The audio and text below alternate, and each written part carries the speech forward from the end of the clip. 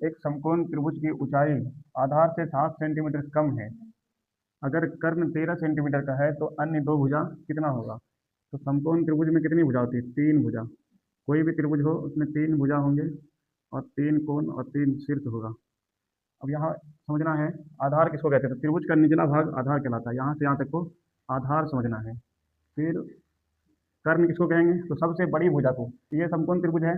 समकोण का मतलब 90 डिग्री। वैसा त्रिभुज जिसका एक ठो कोण 90 डिग्री का हो। ये 90 का सिंबल है, चिन्ह है, संकेत है। तो समकोण त्रिभुज का परिभाषा, जिस त्रिभुज का एक ठो कोण 90 हो उसको समकोण त्रिभुज कहते हैं। बाकी ये दोनों जो कोण है 90 से कम होगा, क्योंकि त्रिभुज का तीनों कोण जोड़ के कितना डिग्री होना चाहिए?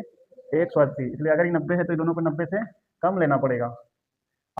अन्य फिर दोबारा क्या बोलता है? कर्ण 13 सेंटीमीटर। कर्ण किसको कहते हैं? तो कर्ण का दो परिभाषा है। एक परिभाषा है कि समकोण त्रिभुज की सबसे बड़ी भुजा को, तो बड़ा ये वाला है, ये भी नहीं समझ में आया तो दूसरा परिभाषा है समकोण के सामने वाली भुजा को कर्ण कहते हैं। समकोण के सामने ये है। समकोण का मतलब 90 डिग्री। तो यहाँ से यहाँ तक 13 सेंटीमीटर है। यहाँ से यहाँ तक 13 सेंटीमीटर है। कर्ण 13 सेंटीमीटर। तो अन्य दो भुजा ज्ञात करें। समकोण त्रिभुज की ऊंचाई जो है आधार से 7 कम है। मतलब आधार भी नहीं दिया हुआ है, ऊंचाई इसको समझना है। ये आधार है, ये कर्ण है, इसी को ऊंचाई, और दूसरा नाम है लंब। लंब, आधार और कर्ण। यानी कि आधार भी क्लियर नहीं दिया है। बोल रहा आधार यानी नीचे वाला जो है 7 सेंटीमीटर कम है। किससे? ऊंचाई से। इससे कम है, इससे कम है आधार। तो माना ऊंचाई कितना है? हल लिखो। माना समकोण त्रिभुज का आधार, त्रिभुज का आधार कितना है? तो x सेंटीमीटर। यहाँ से यहाँ तक को x मान लिया, ठीक। इसलिए समकोण त्रिभुज की ऊंचाई कितनी होगी? ऊंचाई जिसको x से लिखते हैं। तो क्या कह रहा है? 7 सेंटीमीटर आधार से कम है। आधार x है, कम का मतलब 7 घटाना होगा। मैथ में कम का मतलब घटा और अधिक का मतलब प्लस कर देना है। तो x माइनस 7 सेंटीमीटर हो गया। आगे बढ़ो। कर्ण 13 सेंटीमीटर। यहाँ से यहाँ तक 13 है। समकोण त्रिभुज का कर्ण बराबर, इसको h बोलते हैं, h फॉर हाइपोटेनियस। हाइपोटेनियस का मतलब कर्ण। और आधार का इंग्लिश होता है बेस, इसको बी से लिखते हैं। बी फॉर बेस, बेस माने आधार। H for hypo height, height means ऊंचाई, और एच फॉर हाइपोटेनियस, और हिंदी में कहते हैं कर्ण। और ऊंचाई का दूसरा नाम लंब भी है। यहाँ से यहाँ तक को लंब कहते हैं। ये आधार है और ये बड़ी भुजा कर्ण है। अब चलो, तो ऊंचाई कितना दिया हो? 13 सेंटीमीटर। देखो पाइथागोरस, पाइथागोरस प्रमेय से, पाइथागोरस वैज्ञानिक का नाम है। तो इनका सूत्र क्या है? कर्ण का स्क्वायर बराबर होगा लंब स्क्वायर प्लस आधार स्क्वायर के। कर्ण का स्क्वायर मतलब बड़ी भुजा का स्क्वायर दोनों छोटी भुजा के स्क्वायर के जोड़ के बराबर होगा। बड़ी भुजा मतलब कर्ण, छोटी भुजा मतलब आधार और लंब। यही इसका फॉर्मूला। अब कर्ण कितना दिया हुआ है इसको यहाँ पर बिठा दो। 13 का स्क्वायर। लंब कितना है? लंब, लंब इसको कहते हैं, इसी को लंब कहते हैं, इसी को ऊंचाई भी कहते हैं। तो कितना है? x घटा 7 का स्क्वायर। यहाँ भी लिख दो x घटा 7 आया। जोड़ आधार का मतलब नीचे वाला भाग कितना है? x का स्क्वायर। ठीक है, तो इधर हल करते हैं। 13 का स्क्वायर कितना होता है? 169। और यहाँ पर a घटा b का होल स्क्वायर लगेगा। फॉर्मूला जाता है ए स्क्वायर जोड़ बी स्क्वायर और माइनस 2ab। ठीक है, a कितना यहाँ पर है? x, x का स्क्वायर जोड़ b का स्क्वायर। b कितना है? 7 रुपया, 7 का स्क्वायर। फिर आगे फॉर्मूला है माइनस 2ab। 2 इंटू ए का मतलब x और b का मतलब 7 रुपया। यहाँ से यहाँ तक बन गया प्लस, प्लस भी है, प्लस एक्स स्क्वायर। बस इसको हल करो। 169 एक्स स्क्वायर। 7 का स्क्वायर कितना होगा? 49। इसको गुना करो, 2 सते 14 गुना एक्स 14x प्लस ये वाला एक्स स्क्वायर। ठीक है, 169 एक्स स्क्वायर। देखो इस बार दो जगह है, एक्स स्क्वायर आपस में जुटेगा, एक जैसा तीन है तो जुटेगा। 2x स्क्वायर हो गया। एक्स स्क्वायर के बाद एक्स वाले का नंबर, फिर अचर पद कितना है? प्लस 49। चलो ठीक है, यहाँ तक उतारो। Minus 14x।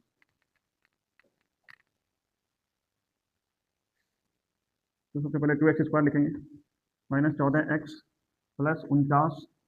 ठीक है, और 169 प्लस में इधर आएगा तो माइनस 169, तो उस पर बचा 0। इसका काम खत्म। आगे बढ़ो। ठीक है, 2x स्क्वायर माइनस 14x, अलग अलग चीजें घटेगा। 169 में 49 घटा दो, 0। 120 है ना, माइनस में 120 होगा, इसलिए कि बड़ी संख्या 169 है, उसका 3 होगा। चलो, इसमें 2 रुपये सब में कॉमन है, कॉमन निकाल लो। एक्स स्क्वायर बचा इसके पास, 2 सते 14 और 2 के पाले में 120, 60 बार में आएगा बराबर 0। चलो पहले ब्रैकेट वाली संख्या लिखो, माइनस 60 बराबर, ये 2 चला गया 0 के पास तो 0 कर देगा। अब यहाँ से गुणनखंड विधि लगाएंगे, बीच में 7 है, 7 भी लाना है और 60 भी लाना है। ठीक है, तो देखो एक्स स्क्वायर घटा 12x में अगर 5 घटा देंगे तो 12 में 5 घटेगा 7 और 12 पंचे 60 भी हो गया यानी। चलो आगे बढ़ो। ठीक है, एक्स स्क्वायर, अब ब्रैकेट से बाहर निकालो, माइनस प्लस माइनस 12x बाहर हो गया, फिर माइनस माइनस प्लस 5x भी बाहर निकल गया, माइनस 60 बराबर 0। अब ऊपर 4 पद में बढ़ गया, 1 2 3 4, दो दो करके बनाएंगे, इसमें कॉमन ढूंढना है, इसमें भी कॉमन ढूंढना है, कौन सी संख्या है जो दोनों के पास है, जल्दी लिखो। एक्स निकालेंगे, एक्स बचेगा और इधर 12 रुपया बचेगा, इससे 5 कॉमन ले लेंगे तो एक्स बचेगा, माइनस 5 के पारे में 60 12 बार में आएगा। अब सबसे पहले ब्रैकेट वाली संख्या, पहले ब्रैकेट को लिखना है, एक्स माइनस 12, फिर ये दोनों को मिला के लिखना है, एक्स प्लस 5 बराबर 0। ठीक है, दोनों ब्रैकेट को 0 के बराबर करो, एक्स घटा 12 बराबर 0 और एक्स जो 5 बराबर 0। आगे बढ़ो, एक्स बराबर प्लस 12, एक्स बराबर माइनस 12, यह मान असंभव है। ठीक है, किसी भी समकोण त्रिभुज का की ऊंचाई जो है वो माइनस में नहीं होगी, यह मान असंभव है। ऊंचाई लंबाई चौड़ाई जो माइनस में नहीं होती है, यह मान असंभव है। ठीक है, जल्दी लिखो।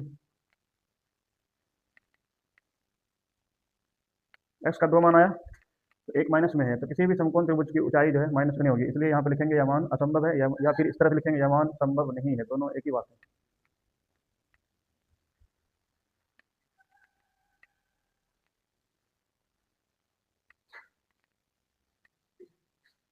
हो गया।